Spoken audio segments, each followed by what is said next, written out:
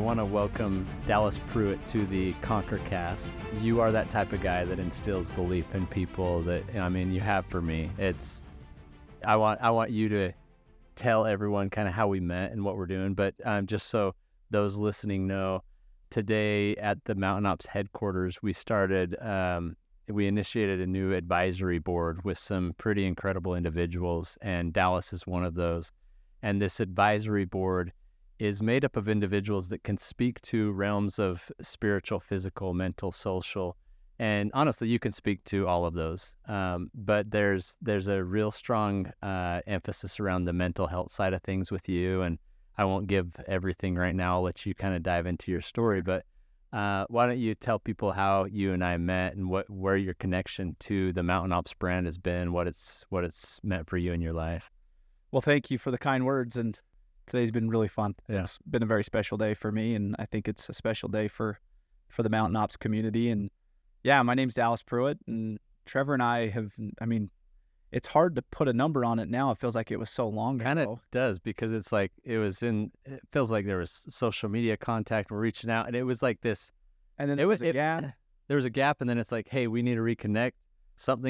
For me, it was like, something about this guy, I've known him before. It's like, yeah, it was like a reconnection.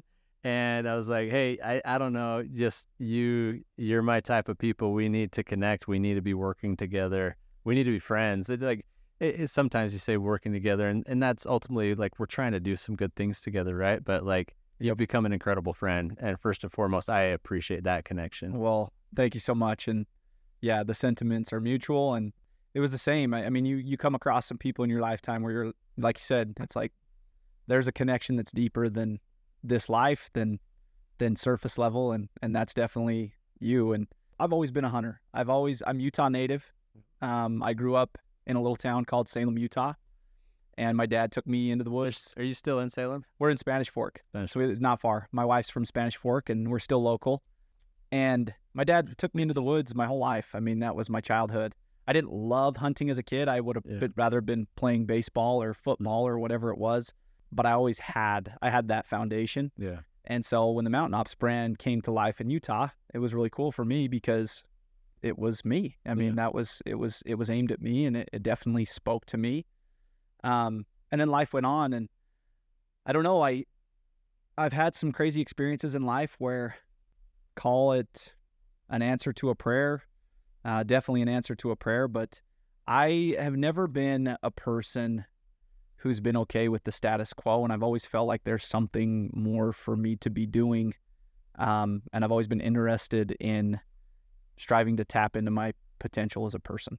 I've always had a strong belief system in God, and I served an LDS mission in Brazil, right? In Brazil, where my daughter is. So when my daughter, just tangent really quick, when my daughter got her mission assignment to Brazil, Dallas was one of those, like, immediately I started getting a flood of messages, and like, she's got to eat this, and she's got to drink that, and she's got to experience this part of the culture. It was really fun for our family because we could just feel your excitement and your love for that people that my daughter was now going to go and serve. Oh man, Brazil is my second home, and I think you just spoke to something to speed up the story and skip over some details because we don't need the whole thing, but I love people.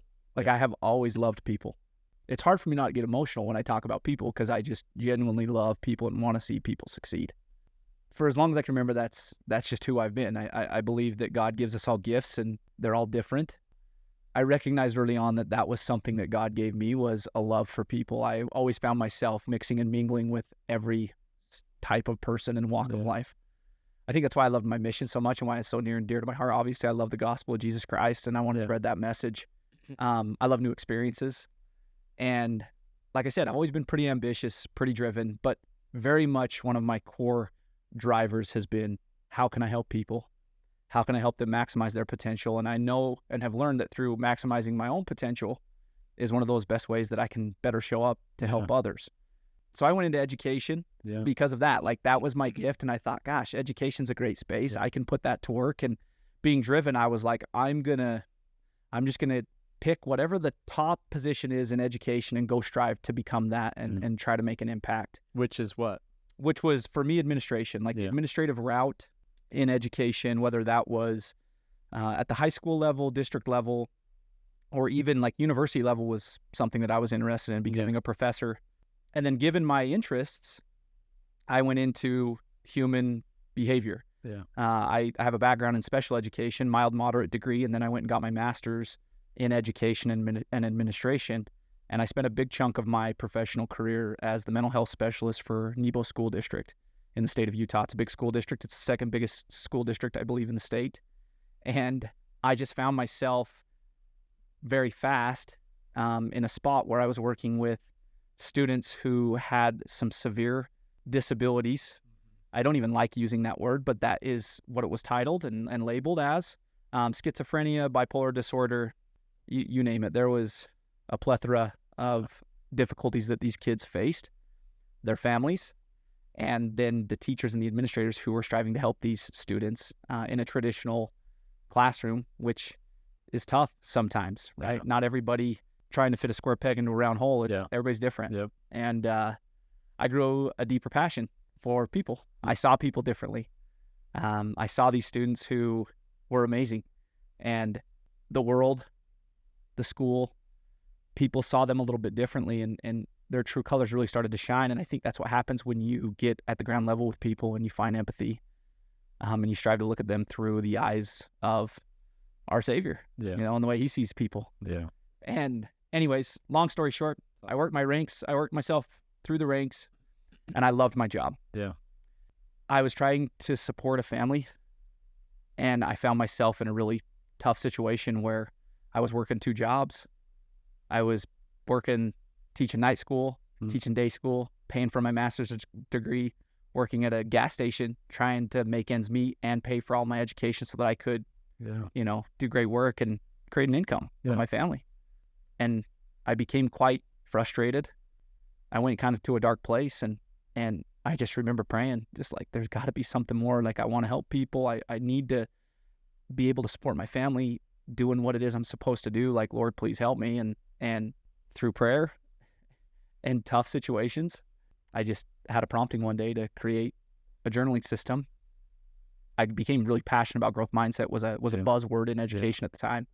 And the mental side of everything that I did, meaning the mental performance side, mindset, the brain, how it works, how it operates, I grew a passion and a deep understanding of those things. And so I wanted to create some tools and some education that would help people. And how many years ago was this? This was about 6 years ago. 6 years. So for 2 years, while I was still working full-time as a professional educator, I was actually getting a substitute 2-3 times a week to fill in the second half of my day so that I could go train executive leadership teams and different business teams, sales teams mostly is what they were, because they started to grab onto these tools because, again, they were designed to help people perform better. Yep. And really, I think that's how business works sometimes, or just when you follow a prompting, you don't know all the hows of how that's going to unravel. You just follow the prompting and you continue to work. And anyways, long story short, it took off, and I saw an opportunity with what was happening to go in and help business owners, their teams. And in that way, that was almost a creative way for me to do exactly what I've always wanted to been doing, which is sneak into the back door of the home and help families, help people on a broad scale succeed within their goals, and again, reach their divine potential. And I was one day writing in my journal, and I wrote down some customized versions of this journal, because I'm such a holistic person, right? You said that mental, social, physical, spiritual, and really I love speaking to all of it because it's all important. They all come together, right? They do in an incredible way. So you can't really touch on one without it affecting the other. For sure. And anyways, I drew up a picture. I hadn't shared it with anybody until it was a few months ago when we rekindled our friendship and some opportunities presented themselves. And literally like 6 years ago, I drew up a version of a Conquer 90 journal in my own journal.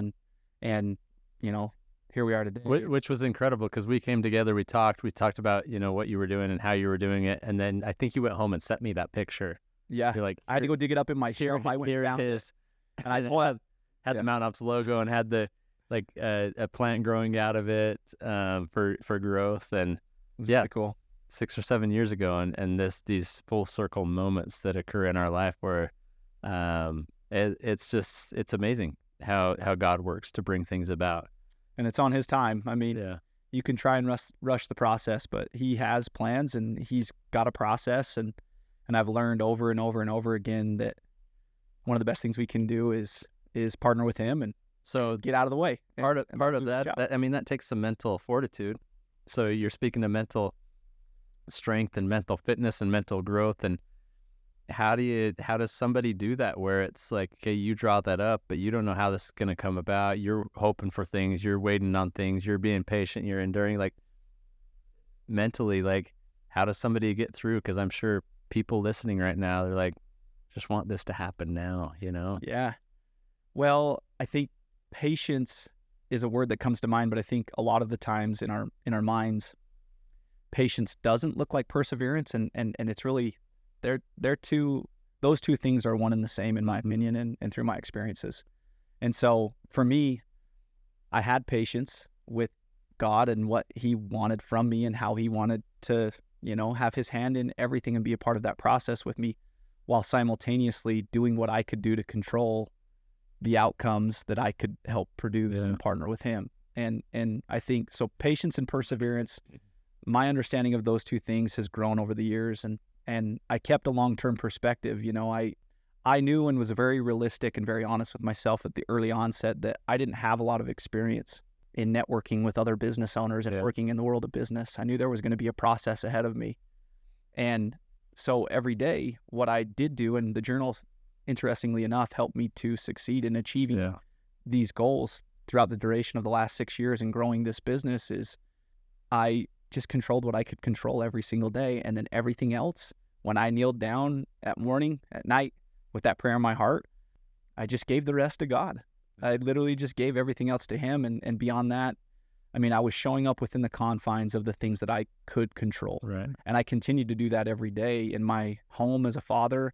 I strive to be a contributor in my community and within the church, and everywhere else. I want to show up as best as I possibly can. And I've found that the only way that I can show up that best version of myself is when I lay the majority, as best I possibly can, of my focus on the things that I can control. And I really boil that down to three things.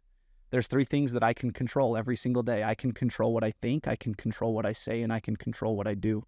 But I cannot control what other people think, what other people say, what other people do. Every situation I come into, I am 50%. That other 50% comes from other people. And I just strive to control as much of that 50% of the equation as I possibly can. And I have found that as I do that and I show faith through works, with conviction in God's plan for me and belief in what God is doing, miracles happen. They happen every day. It's peaceful. It's a peaceful process too, even in the midst of, it's not always been easy. Yeah. I was just going to ask, like, is this kind of your personality and you just grasp onto it easily, and it's like, or has it been the routine that you've just been willing to put forth the discipline to not perfect, but to progress in over time, and it's something you've grown with, or you've come to understand more and more? It's something I've grown with, and it's actually something that I really struggle with, that I have really struggled with in the past. I had a really neat experience through a blessing that I received early on in my life that I never really noticed until I came back to it a few years ago when I was really struggling once again. Like I'm a person who I will everything to fruition, and sometimes that's a bad trait because I will get in the way of God's plans for me, and there are mistakes that are made. Willfulness is a word that came up in that blessing. If you will avoid willfulness. Interesting. And when I looked back on that word, and I recognized all these like pivotal points in my life where I was getting in the way of trying to force something instead of letting God be involved and let that play itself out and have some patience through perseverance. Sometimes the best thing we can do is again, take a step back and not sit and push the gas so hard. Yeah. I found moments in my life where I've just been pushing on the gas too hard, and mistakes had been made. And I have found in those moments that there's no peace Yeah. There's just anxiety and stress and frustration. And so, yeah, it's something I've struggled with. And so I've created systems to help myself because I've had to do that out of necessity, because I am a person who is very, I'm going to spurn my will on everything. Yeah. Right. And that's just not, I have found that when I do that, I get in the way of God's plans for me. Yeah. And I have also found that God has way greater plans for me than what I could ever draft up by myself. Yeah. That's awesome. And without that system, without that skill, and without the discipline that I've had to establish in my life, I can tell you, I don't know if I'd be sitting here in this room at this beautiful office with a company like MTN Ops. I'm sure I would be doing something else. Yeah. But God had different plans, and it takes a lot of courage. It takes a lot of courage and a lot of faith to say, okay, I'm not going to get in the way of what's at work here. It's interesting too, because you knew what you wanted and you didn't get in the way. You even drew up a MTN Ops Conquer 90 type journal. You could have brought that to me 6 or 7 years ago, right? And it didn't really come to fruition until 6 or 7 years later.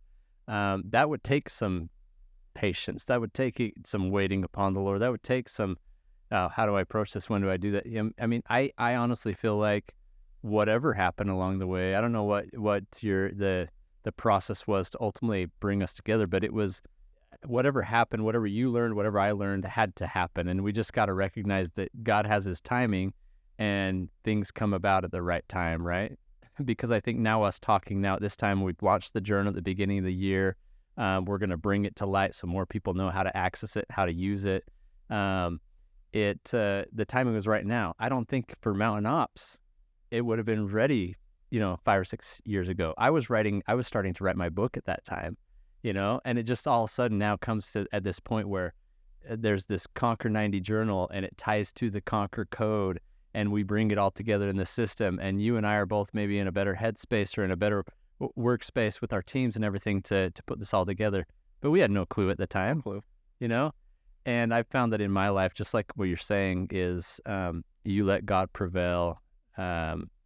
Things come to fruition in the way, the time, the place, with the people that they need to. I often talk about prayer and our approach to God, and sometimes, we want to invoke our will. We want to this is how we want it to be done. This is where, it's like this shopping list of things that we are asking for, this Christmas list. And I think of kids, I talk about this in my book, kids knocking on a door. And they do the knock and run, or they do different things at the door. One of the best approaches is just knock and sit there and then let God speak first. There's so many times we just come to him. Here's what we need. Here's what we want. Here's what's going to happen. Blah, blah, blah, blah, blah.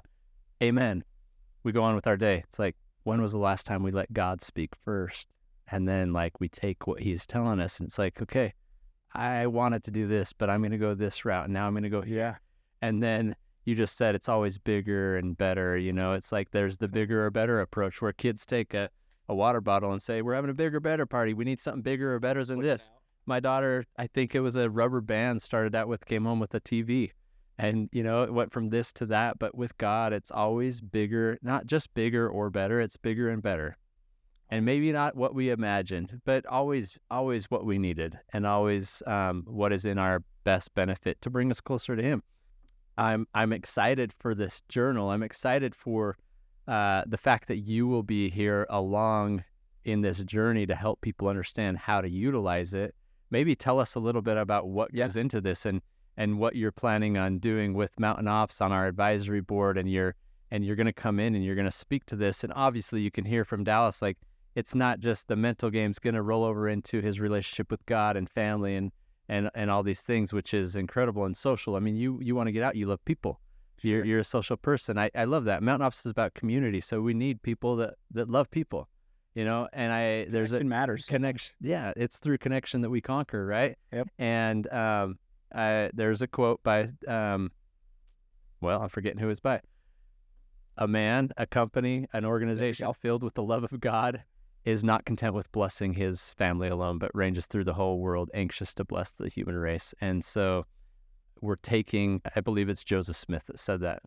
and I probably messed it up, but I see that as you. Like, you are not content. You've got a beautiful family, but you're not content with just blessing them. You're putting materials, you're putting thought into what you feel can help people maximize their potential. And it starts a lot of times with the way they're thinking about themselves, the way they're going about their daily routine, right? Yeah. It comes down to choices. We talked about this earlier.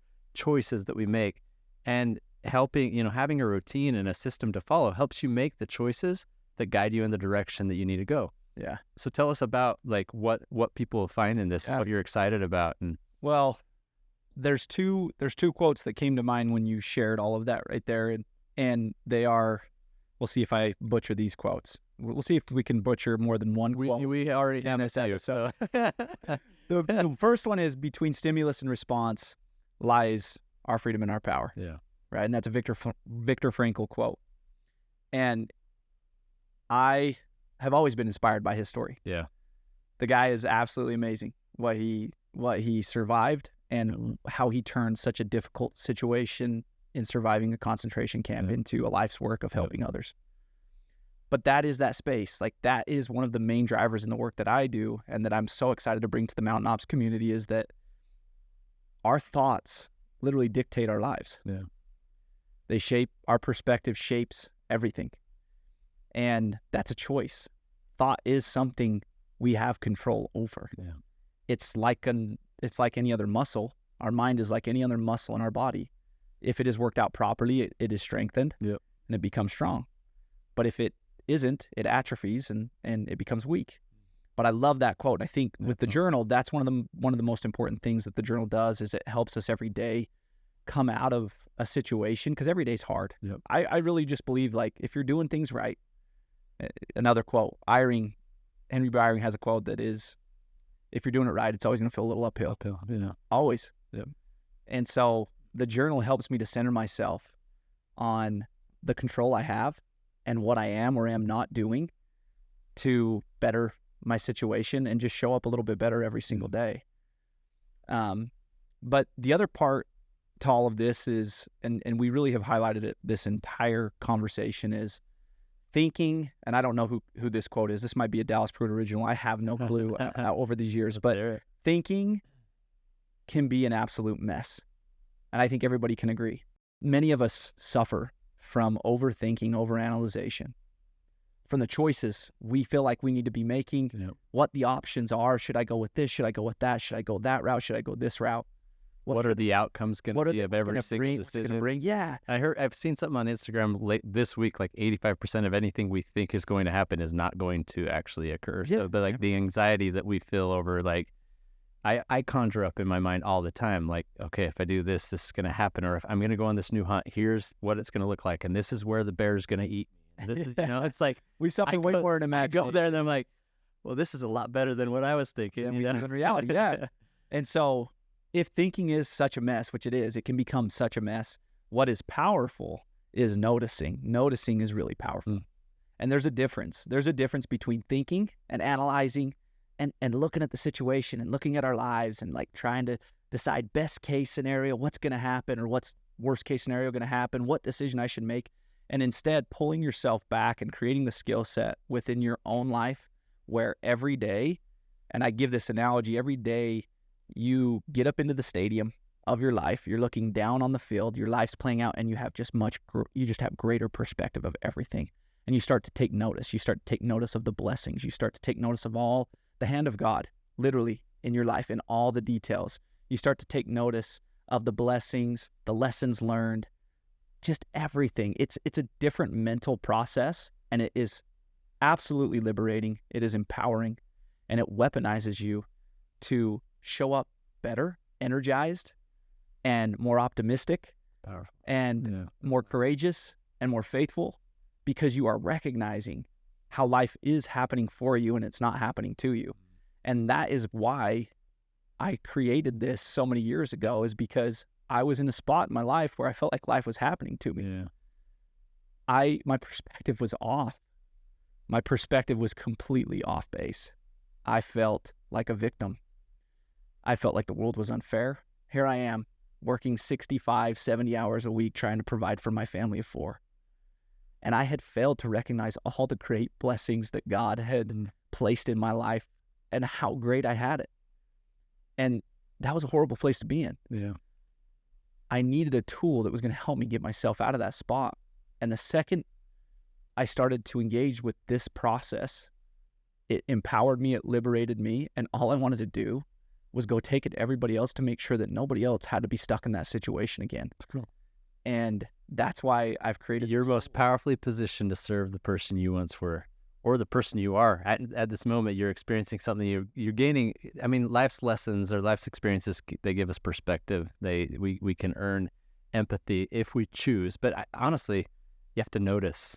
You have to notice what's going on. It's a conscious effort to choose to see what's going on in our lives as like an opportunity for growth and perspective and empathy. Everything is for our good. And then you have to own that and say, okay, I can do something with this, and that's a choice as well. It all comes down multiple choices, right? Yeah. Yeah, that's awesome. Another quote. This is like the episode of quotes, right? So John Dewey, he had a quote. He said, we don't learn from experience. We learn from reflecting on our experience. Yep. Right? And whether it was the mission that I served in Brazil, the growth of the business that I decided to go full force on 6 years ago and then leave my job, which was scary, to go tackle my purpose and help people.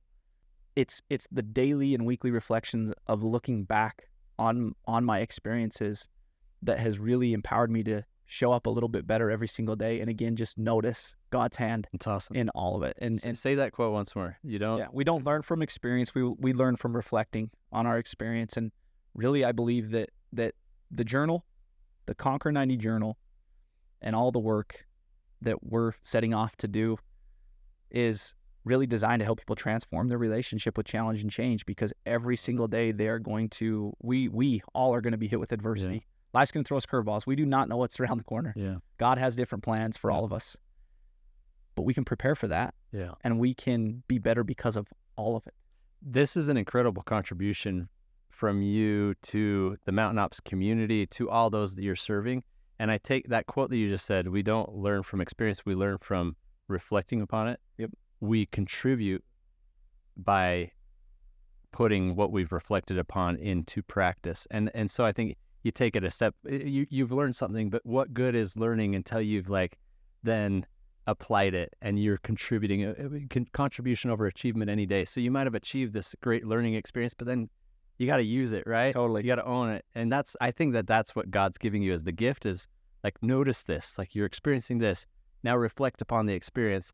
And now what? Yeah. Now you have stewardship to make a choice to okay, I'm going to actually put it into something, into practice to where it can benefit people's lives. And that's where I talk about loaves and fishes all the time. You're multiplying your loaves and your fishes. It can be experience. It can be whatever it is that you've now you've taken this and put it into a really cool format. How has this changed? I know you've had it, and you've built it for other organizations and such, but then you come into the Mountain Ops culture and you've adapted kind of what you had originally to okay, Mountain Ops is about this, and we have our own the values, verbiage and our values and stuff. When we first started to dive into this, the values were the centerpiece. I mean, recognition of God and all the values that Mountain Ops is about. And there's 12 of them, and it's a 12-week program. 12 weeks. So every week you focus on one of the Mountain Ops core values. And we broke the frameworks up to be able to help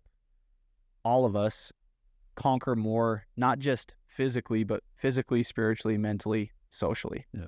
And it's set up with simple frameworks so that you can go through that reflection process every week, every day, and give power to the things that actually matter, because we are bombarded by a massive amount of distraction. Yeah. The adversary knows exactly what he's doing. Yeah. Right? Those people who are out there striving every day to bring more good into this world, to their homes, to their communities, to their lives, to their businesses. He knows what he's doing. Yeah. And he's going to bombard every single one of us with distraction. Yeah. Distraction comes in a lot of different forms. And this is designed to help us combat that distraction. And what I found is the distraction even comes in the form of people doing good things when they could be doing great things. Yeah. And so if the adversary can keep us busy in a lot of good things, but the priorities are not getting attended to, we exhaust our efforts and our talents and our abilities in areas where there's this much more. There's like, there's the good, better, best, And so I feel like this for me has been an amazing tool to prioritize, like, what is most important in this area right now? What is it that I'm not attending to that would make that much more of a difference? And it's not, we talked about it earlier, it's not like you don't need to become superhero right away. It's like, for me, when I started training for a marathon, I started on the treadmill in my basement. It's like simple steps that I know, okay, I want to get to this, but I'm going to start here. And it walks people through that process journey. And it's just very simple. The whole thing has been designed to be simple, effective, powerful. Yeah. And, I don't remember who the poet was, but the only way to eat an elephant is to eat it one bite at a time. And all too often what I found when I really started early on in this process, I went into organizations where they had big lofty goals. And what happens with, whether it's inside of an organization or in your own personal life, is you create a goal, whether it's to run a marathon or something else. Okay. And we fixate on this big goal. We just sit and fixate on it. The goal hasn't changed. We just sit and overthink it and stress out about it. And in reality, in order to achieve whatever the goal is, however big it is, we have to make the most of today and just really focus on this step. Like, what's the step today? And that's what the journal does, is it helps you to focus on winning today. Be where your feet are, win today. What can you do today? Yep. You don't need to worry about next week. You don't need to worry about 2 weeks out from the marathon. All you need to do is show up, deliver on the habit, deliver on the system today. And that's not going to require a full day's worth. That's, for whatever that goal is, it could be an hour. It could be 5 minutes. Well, that's what I've loved learning from you. And you'll notice now I'm hashtagging CTM in the morning. I love it. Because it's not even the day, like the morning. Hashtag CTM, conquer the morning. And so now I'm even breaking down my day to, like, in this moment, I need to just be in that moment. Like, it's the sacred present, right? We never really live in the future, because when that comes, it will be the present. And so we need to take each of these moments, and it can be broken down. Like, I know that if I conquer the morning, the rest of my day is going to go fairly well. Like, there might be some things in the way, but I will be strengthened because of the things that I do in the morning. Yeah. And the first thing I do is recognize God. And then I ask for his strength, because, man, we're living in a world, and we're fathers, and our kids are coming up in a different world than we ever could have even imagined, living in. And we need strength. We need to start the day with added strength, and capacity and ability. And I only know one source for that. Obviously, there's people around us that can give that source of strength as well. But I like guys like you that know where they're getting. I know where you're getting your strength, and we can come together and support each other. But I love that I've watched you over the years, and you're always winning the morning. Always.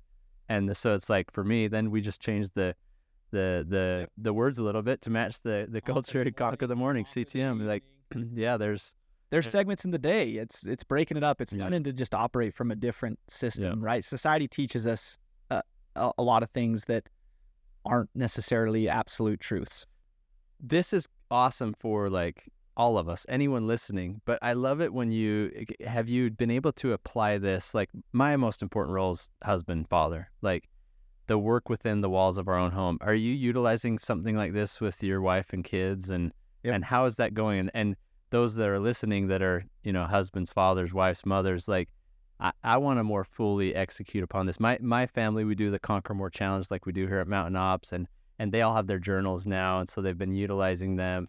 But how do you see that best working? How does it work for you? So one of the greatest successes we found with the journaling system, it's broken up literally 5 minutes in the morning, 10 minutes max, 5-10 minutes at night. That's literally how the journal is set up. It's a touch base.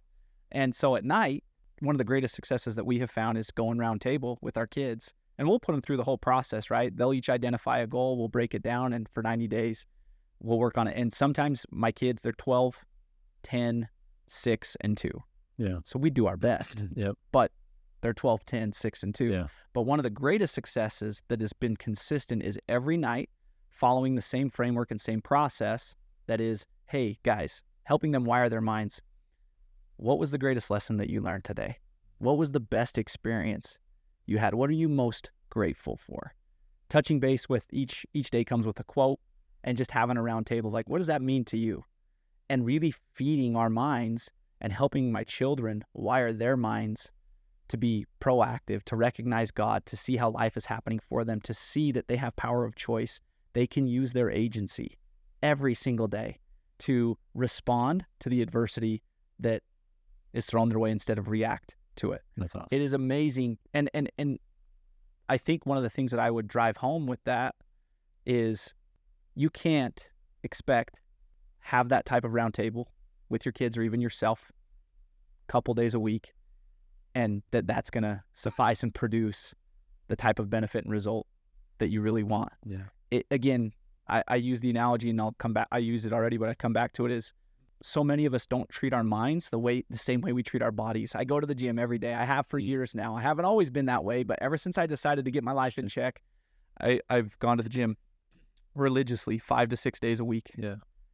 I wonder every time almost I go there, why don't we treat our minds the exact same way that we treat our physical bodies? In fact, I would argue that it's more important for us to treat our minds in a way that's going to help us continue to enhance our experience, our life experience. Health is not just looking great in front of a mirror. Health is internal. Yeah. Health is holistic, and our mind is our most powerful tool. I've had the unfortunate opportunity of being able to speak at a couple of my students' funerals who committed suicide, and I've watched families suffer and people suffer from mental illness. And I think many of the situations that people face are preventative if they had just had a system and created and delivered on a system. And I don't want to I'm not a doctor, so I don't want to, but we aren't taught at a young age to treat our minds that way. You know, I think growing up for me, it was like, hey, have a positive attitude and work hard. And it was like, well, I'm trying to do that. Can you give me just a little bit more in terms of skills? See, I worry that sometimes as a father, that's what I tell my kids, especially my son. Hey, have a positive attitude, work harder. You know? And he needs to hear that. But like, I'm grateful for tools like this that he can use, that I can use along with him. Like I want to walk the walk, you know, and make sure that I'm doing it alongside him. But I think you just hit the nail on the head. One of the best ways to do that is to be the example. I think more is caught than taught. When it comes to family, kids, fatherhood, I've had a lot of experiences in life with people because of my love for people, and also just getting into the trenches, and then fatherhood brought a lot. My kids tune me out when I get on my soapbox, but they watch. They are watching. Yeah. And by showing up and delivering on these things every single day, physically, mentally, socially, spiritually, my kids see that. And then they come and they ask me questions, and it opens up a door to have a really awesome conversation with my kids. And it's just something that I've lived by for a very long time now, that more is caught. It's a reminder, more is caught. That's really cool. I've never heard that. And I think as a leader, right, in the home, anywhere you go, it's our job to show up and keep that in mind. So, so we're going to have that. We're going to have you around. People are going to see you. They're going to see your face, hear your voice more often here in the Mountain Ops community. What will that kind of look like? And, you know, getting into the trenches and helping people out. Obviously, we want to try to reach the masses. And so we'll use this podcast. We'll use other means. But what will people expect to learn along this journey, or kind of the framework of this? Yeah, well, I mean, we're obviously going to be putting out a lot of resources and tools to help people maximize this tool. I truly believe that you are your most powerful tool for positive change. When it comes to conquering more, you are the X factor. Yeah. Ignite's great. Enduro's awesome. Yeah. I love all the supplements. I've been using them for quite some time, but none of those really work at their maximum capacity if I am not functioning at my maximum capacity. And I think for me, it's launching out more and more, us collectively, resources, tools, education, content, and experiences. I think that's one of the things that we were talking about earlier as a board. It was fun to have this initial meeting today. I mean, we've really been talking on the back end, but today was kind of the official. Yep. And, you know, bringing more people into the fold with these systems, helping them adopt them into their lives, into their homes, and having them become a normal part of their everyday routine, and launching as many resources, tools, experiences as we possibly can to maximize, right, the home and everyone that we serve. I mean, it really is about service, and so yeah, I'm excited to be rubbing shoulders with everybody and being more present We'll have articles that we'll be launching. We'll have education. We'll be on YouTube, all the platforms. We were discussing some of those processes today. That's exciting for me because there's individuals in my life I want to spend more time with, and we're all busy. So if we can bring it into this umbrella that Mountain Ops has created and have a platform to go and share with, I'm excited to welcome some of my greatest friends and people that are mentoring me, people I'm learning from, and bring them to the table and let this community then grab hold of all this wisdom and knowledge that I'm the simple man in the room, just like trying to catch up with you guys and take it all in. Like, seriously, I'm listening, and this community is going to have just these opportunities to sit and listen to me ask questions of you, and you spout out all these more as caught than taught. Like, I love that. I can't wait to go write that down. But I'm super grateful. I'm grateful that our values align in a way that bring us together to where it's like, hey, we're on the same path, we're on the same page. Because if it wasn't that way, we probably wouldn't be having this conversation either. No, it all comes down to value set for me, and because trust is created, transparency and trust and interdependence, and our ability to do more together than we could on our own. But that happens when we are on the same page, and super grateful for you. I'm grateful that today you've recognized God. It's our number one core value here at Mountain Ops, and so bringing him into the conversation is always a necessary for me. It brings about a spirit in the conversation that I feel allows us to speak the truth and speak to things that are important and prioritize the conversation. I'm looking forward to everyone getting to know you. We'll be doing more of this. We'll do it in group setting, more materials to come. The last few times I've interviewed people, I've asked one question at the end. Maybe I should have posed this before so you can. Oh man, now I'm and it's a question. It's the title of one of my favorite books. This is all about conquering and life. In my opinion, I have my conquer code. It's Jesus Christ, right? It's what my book is all about. But to understand him and connect with him, I need systems. I need framework. I need a compass and I need a destination, and it all works out in the end. In the end, how will you measure your life? Oh man, have you read that book? Which book? How Will You Measure Your Life? I have not. We wrote it. Clayton Christensen. So I got to add it to my list. Harvard professor. Yeah. How you will measure your life. How will you measure your life? By those who I've had a positive impact on. I look around at the faces in my home, and oftentimes I'm very hard on myself. I have a very high expectation and a very high standard for how I need to show up. When I feel like I'm struggling, I just look around at those faces and they tell me if I'm doing a good job or not. And I think for me, I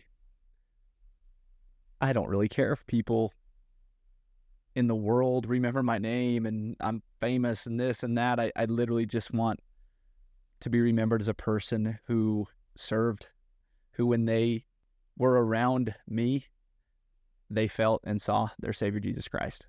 He is my greatest friend. He is my confidant. He is my guiding light. He is my grandest influencer, in a world filled with a bunch of noise. Not to mention, it's so wonderful to be on a podcast where I feel so free to say that. And he's always been my guiding light. This decision here was based off a prompting and my belief system in Christ. Yeah. And without him, none of this would be possible. And so I hope that when I'm gone and the dust settles, when people think of Dallas Pruitt, that's what they remember of me, as a guy who served to the maximum capacity. And, I've been blessed. I'm lucky. I came into a situation where my parents are amazing. I was given a leg up. Yeah. And it's my responsibility to go out and make sure that I show up as best I possibly can to serve as many people as I possibly can. And I want to bring as many people into this fold as we possibly can too. That's how I would measure my life at the end, is if people can remember Dallas Pruitt and even if it's like I'm in the dugout of the same ballpark as Jesus Christ, it's a far cry, but I hope that's what they remember and see when they mingle Well, that's with Dallas Pruitt. why I'm excited to have you here. You'll bless so many lives. You already have, and you are. But those that don't know you, I know how grateful people will be to learn and to grow alongside you and alongside this community that's been built. And appreciate you. Awesome answer. And awesome insight and example in what you've put in place and what you've gone through in your own life. And I'm just looking forward to implementing this more fully into our community. So me too. I'm very grateful, and it's been this is fun. I'm excited. This is the first one. There's a lot more to come, and lots more to come. The best is yet to come. Yeah, so just getting started. Yep. So let's go.